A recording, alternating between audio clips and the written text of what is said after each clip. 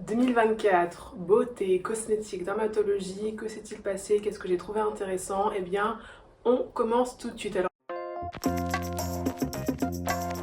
Alors bien évidemment, je ne peux pas tout balayer, la beauté étant un champ bien trop vaste. Je ne pourrais pas faire tous les continents, tous les pays du monde. On va se concentrer sur la France, sur les États-Unis un petit peu et un tout petit peu sur le reste du monde. Et on va commencer avec le reste du monde avec la Corée du Sud, bien évidemment, que vous connaissez forcément parce que soit vous avez utilisé un produit la neige ou un produit herborian, soit vous êtes inondé de la culture coréenne. Donc le chiffre à retenir de l'année, on aura plus de données en 2025. Il faut savoir qu'au premier semestre, d'après le site Korean Zone, la Corée a exporté en cosmétique pour 4,8 milliards de dollars au semestre 1.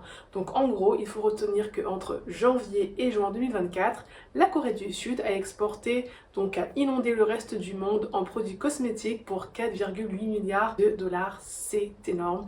C'est 18,10% de plus par rapport à l'année dernière. Et ce nombre, 4,8 milliards, présente également l'aide qui a été accordée à l'Ukraine par la Banque mondiale cette année également dans le programme Peace. Donc vous imaginez ce que ça représente. Alors en termes de comparaison, la France en 2024 est plutôt à 20 milliards d'exportation. Donc la Corée est en train de faire presque le quart de ce que fait la France. C'est simplement un chiffre incroyable qui ne va pas cesser d'augmenter au fur et à mesure des années. À votre avis, est-ce que Pamela Anderson ferait une bonne égérie de skincare beauty ou plutôt de K-beauty? Je ne suis pas sûre parce que la K-beauty quand même être très glowy, être plutôt jeune, une peau sans taches, sans rides, sans défauts. Et pourtant, Pamela Anderson a encore inondé nos écrans, l'espace médiatique, l'espace beauté, de manière volontaire ou involontaire, mais en tout cas, cette femme à 56 ans, elle assume un visage minimaliste, c'est-à-dire avec le moins d'artifice possible. On la voit avec très peu de maquillage.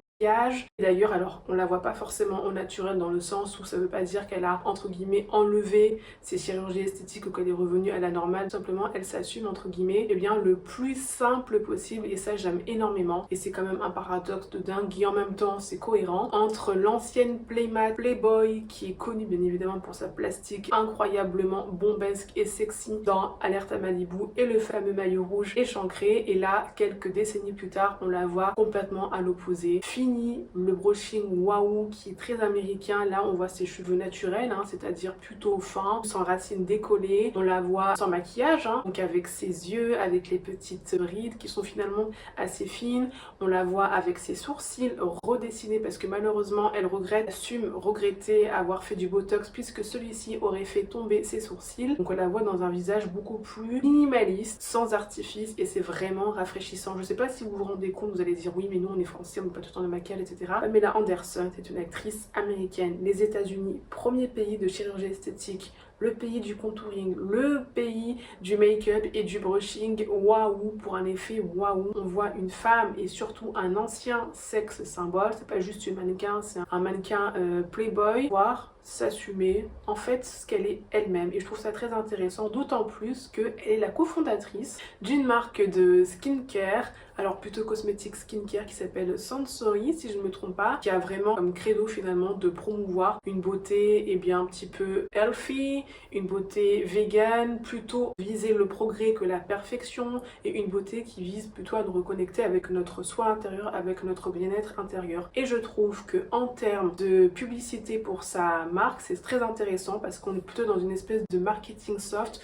où elle ose se montrer et en même temps petit à petit elle parle un petit peu de sa marque sans trop en faire. On n'est pas du tout dans la Hailey Bieber ou dans la Selena Gomez qui nous vendent tout le temps H24 et d'ailleurs très souvent je trouve Rhode ou encore Rare Beauty. Non, elle parle de sa marque et en même temps elle est l'image de sa marque sans trop en faire et ça c'est moi. Alors moi je sais pas ce que vous en pensez mais quand j'ai vu les images de Pamela Anderson habillée en Vivienne Westwood, mais je me suis dit mais voilà. Pour moi, Pamela Anderson, c'est une icône de notre génération, tout simplement. La Playmat, la Playboy, marchait très bien à une époque donnée. Et là, elle est devenue une icône d'un nouveau genre. Encore faire parler d'elle, à savoir, la femme de plus de 50 ans qui s'assume, qui a plus envie de répondre aux injonctions aussi bien de la plastique et que de la mode et qui est celle qu'elle a envie d'être. C'est une vraie rockstar. En tout cas, je suis absolument fan de sa peau très laiteuse, de ses cheveux fins et aussi de ses espèces mi-taches de rousseur, mi-taches de soleil. Pamela Anderson, c'est vraiment une icône beauté qui n'est pas possible d'éviter. À propos de taches, parlons bien maintenant de dermatologie et plus précisément de vitiligo. Donc il faut savoir qu'en France, bien depuis juillet 2024, il y a un médicament qui est entré sur le marché français. Il s'agit du médicament crème Opzelura qui vise vraiment bien à lutter entre guillemets contre le vitiligo. Il faut savoir que c'est un médicament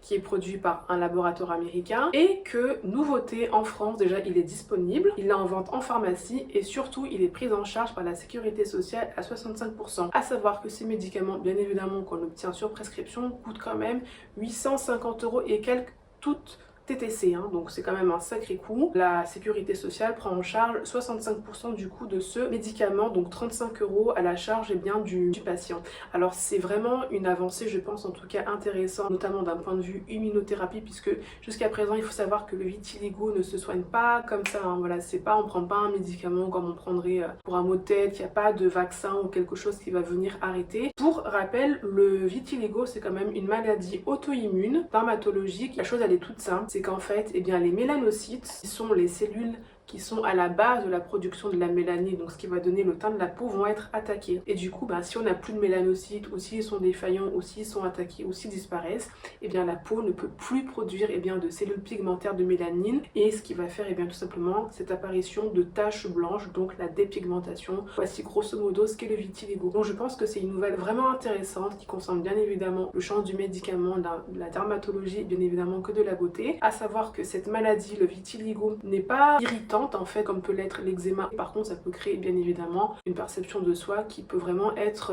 serrée et difficile à vivre au quotidien. Donc cette crème un petit peu de type immunothérapie, à voir si elle sera efficace pour ralentir la dégradation des mélanocytes sur la peau. Alors le vitiligo, vous le connaissez en France puisque notre ancien premier ministre Édouard Philippe est atteint du vitiligo, mais vous le connaissez aussi le vitiligo parce que vous connaissez, que vous le vouliez ou pas, vous avez déjà vu cette mannequin Willy Harlow, cette mannequin canadienne d'origine jamaïcaine qui est vraiment un petit peu celle qui a pu entre guillemets exposer au monde entier, en tout cas le rendre un peu plus visible et aussi pas sublimé mais en tout cas mise en beauté puisqu'elle est mannequin. Et à propos de Winnie Harlow qui est des origines jamaïcaines, nous allons parler de la communauté afro ou plutôt de la communauté des cheveux texturés, puisque oui, le 26 octobre 2024 avait eu lieu pour la deuxième édition la journée internationale du cheveu texturé. Vous avez bien entendu. Donc il faut savoir que cette journée internationale du cheveu texturé, elle est proposée et elle est portée, elle est programmée, elle est animée par la marque Eva's Hair. C'est une marque de produits du capillaire, tout simplement destinée aux cheveux texturés. Plus particulièrement, je la trouve efficace moi sur mes cheveux crépus. C'est vraiment une marque qui est vraiment en train de requinquer mes cheveux. Et la journée était super intéressante. Je vous en parle parce que c'est vraiment important. Ça fait partie de la beauté capillaire. Alors il faut savoir que la journée organisée par Eva's Hair était sur une journée. Alors malheureusement je me suis pas levée en temps et en heure, ou plutôt j'ai cru pouvoir tout gérer, mais en fait je suis arrivée plutôt l'après-midi. Au programme il y avait vraiment des choses intéressantes, à savoir des intervenants qui parlaient de l'approche un petit peu ethnoculturelle du cheveu, de la préservation des longueurs, et on a eu aussi l'intervention d'un groupe de danse folklorique haïtien qui faisait des danses afro-caribéennes. C'était super intéressant. Je me souviens de la dernière danse, on était plutôt parti du côté du Nigeria, c'était super beau. On a eu également tout un panel en fait composé de personnalités publiques et de créatrices de contenu, donc majoritairement un public de femmes, et c'était super intéressant leur discussion autour de la perception du cheveu, de comment aussi elles géraient leurs réseaux sociaux, de comment elles avaient évolué, des conseils qu'elles donnaient. Et on avait aussi quelques personnalités du style soit des coiffeuses ou encore des pharmaciennes, des docteurs en pharmacie, toutes plus ou moins afrodescendantes je crois, ou en tout cas avec des cheveux texturés, donc bouclés, frisés, crépus. Et moi je trouve que c'était super rafraîchissant parce que c'était pour la première fois de ma vie que je voyais autant de femmes, majoritairement des femmes étaient présentes dans le public bien évidemment, vous l'avez compris, arborer leurs cheveux naturels, sans artifice, sans retouche on va dire, pour les dénaturer entre guillemets. On était je pense entre 700 et 700. Pourquoi est-ce que je vous parle de cette journée? Parce qu'elle est un petit peu aussi entre guillemets en lien avec ce projet de loi qui a été déposé à l'Assemblée nationale en mars et qui vise tout simplement à faire de la discrimination capillaire un vrai motif de condamnation, passable de de peine judiciaire. Et je trouve cette avancée très intéressante. Donc il faut bien comprendre que l'Assemblée nationale est d'accord pour faire un projet de loi en son sens. Ça veut dire qu'il y aura une avancée pour les personnes qui sont quand même victimes de discrimination capillaire. Alors majoritairement, principalement est mise en exergue, mise en avant les cheveux texturés, donc souvent qu'ils ont relié à l'origine culturelle, que vous soyez maghrébine ou d'origine Afrique subsaharienne ou caraïbéenne ou des mascareines plutôt océan Indien. Mais ça peut être intéressant puisque, alors je ne sais plus dans quelle proportion, mais il y a une étude qui disait qu'en Allemagne, les personnes chauves avaient plus de chances de ne pas trouver un emploi lors d'un entretien d'embauche que les personnes qui avaient des cheveux. La discrimination capillaire, ça concerne aussi bien les hommes et les femmes, et particulièrement les femmes qui ont de l'alopécie tout simplement. D'ailleurs, je vous invite à découvrir le compte de cette femme qui s'appelle Anna. Elle est sublime, je la trouve d'une beauté, mais waouh. Elle me fait penser à Barbara Streisand dans le sens, voilà, vraiment une beauté qui est assez unique, on voit pas tous les jours. Voilà, l'alopécie, ça peut être la perte de cheveux ou de la pelade suite à différents parcours de vie. Et je pense également dans un autre registre qui va peut-être vous faire rire, mais je ne peux pas m'empêcher de penser qu'on l'aime ou qu'on l'aime pas, qu'on la trouve belle ou qu'on la trouve pas belle, à Eva Gilles qui a quand même été bien taclée sur sa coupe de cheveux qui était courte, trop courte a priori pour une Miss France. Bref, des avancées en son sens et on ne peut que saluer l'initiative d'Eva Air, de Eva et de son mari Réginald, affaire à suivre en 2025 pourvu que ça dure. À propos de discrimination capillaire, vous la connaissez certainement, il y en a une qui en a fait les frais il y a 2 ou 3 ans quand elle a fait une espèce de big show, c'est-à-dire Lena Situation, Lena Mafouf, qui donc a été victime un petit peu de moqueries dues à sa texture de cheveux. Mais là, on va parler d'elle tout simplement pour la cosmétique et notamment pour le visage et les sérums anti-taches, puisqu'elle a fait un partenariat collaboration avec Caudalie. Caudalie, je pense que vous connaissez cette marque, c'est une marque de cosmétiques basée sur la vinothérapie, donc sur les fruits de la vigne. Cette maison qui existe depuis un petit moment a décidé de s'associer avec Lena Situation pour mettre en avant son sérum anti-tache qui serait le premier des sérums anti-tache. En tout cas, j'ai trouvé cette collaboration très intéressante puisque Lena Mafouf a fait le choix de choisir parmi sa communauté 3 visages, notamment 3 visages féminins qui vont représenter un petit peu la campagne de publicité de Caudalie pour ce sérum. Donc on voit Lena bien évidemment, on voit ces 3 filles. Et ce que j'aime beaucoup avec Caudalie, c'est qu'ils ont fait un petit peu comme Lancôme, c'est-à-dire qu'ils ont décidé de donner une image un peu plus jeune, mais aussi un peu plus multiculturelle, dans le sens où ça représente beaucoup plus finalement les gens, les futurs, les potentiels clients, et c'est une représentation en fait de finalement de ce que la beauté un petit peu en France, qu'on aime ou qu'on aime pas. Et dans cette campagne pub, en affichage, elle est vraiment réussie parce que finalement on voit les grains de peau, on voit vraiment les taches, on voit des vrais visages, des vraies filles, et ça c'est rafraîchissant. Par contre, là où je suis un peu moins convaincue, j'ai pas trouvé très utile, si ce n'est pour Lena Mafouf, c'est bien tout simplement le spot publicitaire. Autant le spot publicitaire, il nous fait rentrer vraiment dans l'univers de Lena Situation et particulièrement dans l'hôtel Mafouf. On voit très bien les codes de son look. Et par contre, en termes de sérum anti-tache, je suis pas du tout convaincue, même si on est sur la touche de l'humour. Personnellement, moi j'ai plus retenu Lena Mafouf qui fait un truc avec Caudalie que le sérum qui va vraiment m'enlever les taches. En plus, on est un petit peu dans l'ironie des pubs de lessive, mais bon, si vous avez moins de 30 ans, ça peut peut-être pas forcément vous parler, d'autant plus que maintenant aujourd'hui avec Aromazone ou encore des marques comme Typologie ou The Ordinary, bon, le sérum anti-tache de Caudalie, je sais pas s'il va faire un carton auprès des jeunes, à voir si l'entreprise a enregistré un bond dans ses chiffres d'affaires de vente de ce produit. Il y a quand même un point commun entre Lena Mafouf et la créatrice de Caudalie, c'est tout simplement que ce sont des femmes. En blague, et qui dit femme dit cycle féminin. Et oui, les filles, accrochez-vous bien, et messieurs également, puisque le 18 octobre avait lieu la journée de la ménopause en France. Et à cette occasion, je vous invite à découvrir la marque Millet, qui a organisé d'ailleurs cette même journée, le 18 octobre, un afterwork à Cannes où j'ai participé autour de la ménopause. Donc ça a duré 3-4 ans. Déjà pour savoir, Millet, c'est une marque azurienne qui est vraiment ciblée sur l'écologie dite féminine, donc le cycle de la femme, et qui propose différents types de produits bien évidemment naturels, mais surtout des produits intéressants comme par exemple un sérum qui va venir densifier un petit peu la masse capillaire, les cheveux, une petite huile légère, un sérum pour venir ici hydrater, nourrir la peau du visage, ou encore vous pouvez avoir des infusions qui vont venir un petit peu apaiser, réguler le cycle menstruel. Je trouve cette approche hyper intéressante, d'autant plus que Millet a vraiment une image en fait qui est assez douce, assez féminine, assez légère, d'un sujet qui est pas super bien traité même si ça commence à avancer, et d'un sujet qui est un petit peu aussi avec des images soit vieillottes, c'est horrible machin, non, chez Millet on se sent bien d'être une femme. Et d'ailleurs cette journée, je vous en parle un petit peu vite fait, en tout cas cet afterwork, et il m'a beaucoup appris de l'intervention de Caroline, la créatrice de Millet, et en fait elle parlait un petit peu finalement de ce qu'était la ménopause et je me suis rendu compte qu'en fait je n'avais pas compris ce qu'était la ménopause. Moi j'ai toujours associé ménopause égale la femme vieille, c'est fini, t'es une grand-mère de 90 ans avec des poils, mais pas du tout en fait la ménopause. Moi je l'ai surtout vu sur l'angle, ben ça y est, c'est la fin d'un cycle, le cycle producteur, il va se passer des choses, notamment la baisse de la progestérone, mais c'est pas la fin de la vie de la femme, c'était super intéressant. Nous avons également eu une super intervention de la très belle et très sublime facialiste Nathalie Dendura qui nous a fait en fait, qui nous a montré un petit peu quelques exercices pour eh bien prendre soin de son visage, lutter plus ou moins contre le relâchement cutané, lisser un petit peu les premières rides du visage. Cette femme elle est vraiment canonissime. Hein. Et ensuite on a fini l'afterwork avec un super buffet froid mais vegan. C'était vraiment tout vegan, c'était frais, c'était local, c'était super bon. J'ai trop aimé. Moi qui voulais me faire un Five Guys, ben franchement je suis restée sur mon buffet vegan et bien évidemment à la fin nous avons eu quand même un super tote bag d'une valeur de 45 € et franchement Caroline et son équipe ne nous a pas blagué, elles nous ont offert des super beaux produits. Donc les filles retenez et messieurs retenez et mesdames retenez, le 18 octobre c'est la journée de la ménopause et la ménopause qu'est-ce que c'est? Comme les règles c'est un chamboulement à l'intérieur et mieux on le sait, on est préparé, mieux on se sent déjà à l'intérieur et ça se voit à l'extérieur. Je dirais la pub d'un certain yaourt. Et à propos de ménopause ou plutôt de préménopause, on passe 45 ans, je ne sais pas si vous connaissez Drew Barrymore. Donc Drew Barrymore c'est l'actrice qui notamment a joué la petite fille dans E.T. et qui est une actrice hollywoodienne qu'on connaît bien. Elle est là et depuis un petit moment elle roule sa bosse. Elle a notamment un talk show comme beaucoup de stars hollywoodiennes, comme beaucoup de personnalités hollywoodiennes. Elle a un talk show qui s'appelle The Drew Barrymore Show. Et ce que j'ai beaucoup aimé, un épisode, elle a décidé, elle et ses invités, et je crois aussi les deux tournages ainsi que le public ou une partie du public, de venir make-up free. Make-up free, c'est tout simplement sans make-up, sans maquillage. Alors vous allez me dire, oui mais arrête, encore tu nous parles de sans maquillage et tout. Oui en France on a l'habitude, on n'est pas maquillé, mais vous n'êtes pas maquillé, on n'est pas maquillé, je sais. Mais Drew Barrymore, une femme, je vous disais, une actrice hollywoodienne, Hollywood, États-Unis. Donc imaginez quand même un talk show. Elle a 1 million d'abonnés, je crois, sur YouTube. Alors c'est pas la plus grande chaîne de talk show, mais quand même, par rapport à ce qu'on a en France, c'est pas le même niveau. Imaginez-vous, au pays de la chirurgie esthétique, contouring, au pays du make-up, vas-y, en veux-tu, en voilà, au pays du brushing wow, comme je le disais pour Pamela Anderson, une émission